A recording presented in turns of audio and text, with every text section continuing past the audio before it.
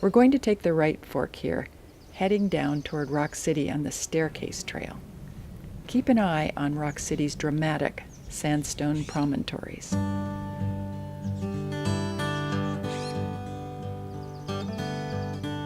This sandstone is from the Eocene Epoch, about 45 to 50 million years old.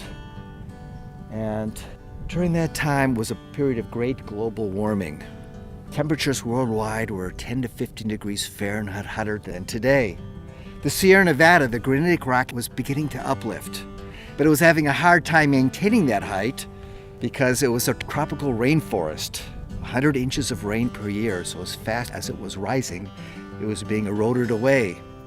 And that granitic rock breaks down into its components, the tough one being quartz, carried by rivers and dumped into deep basins here on Mount Diablo to make this damaging sandstone. And geologists sometimes will tell you that you can always map the damaging formation by looking at the gray pines, which we can see below. The mountain's feathery gray pines love this sandstone, Ken says, but they grow on other types of soil too. It's another pine, the Knobcone, that grows exclusively in the park's Damaging Formation. You can see a whole forest of these trees if you head over to Knobcone Point in the Black Hills. Kind of an interesting, not very common tree. It's a tree that absolutely has to have fire. It has serotinous pine cones. They're sealed tight with resin, and they have to be cooked in a fire before they'll open. And if you read botany books, they tell you, yes, Mount Diablo's got the best stand in the Bay Area, and these trees require three things. One, they require fire, which is obvious here on Mount Diablo. They've got that. The other is they require a source of summer moisture, which is not so obvious. But if you're brave enough to do some summer hiking on Mount Diablo, you notice that frequently there's a band of fog that comes up the Livermore Valley and sits atop the Black Hills.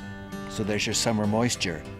The third is the tree only grows in serpentine soil or granitic soil. And that's a problem. We've got serpentinite on Mount Diablo, but not on the Black Hills, and there's no granite. So why are the trees here? Well, it turns out that Eocene sandstone, the damaging, it's the weathering product of the Sierra Nevada granite. So it's a sedimentary rock made out of particles of granitic rock. And that's the answer to the mystery of what the Knobcone pines are doing on Mount Diablo. Now walk along the Staircase Trail. In 4/10 of a mile, just before you get to a real honest-to-goodness staircase, you'll see a sign beside a rock with some shapely fossils. That's stop 2.4. It's all about snails.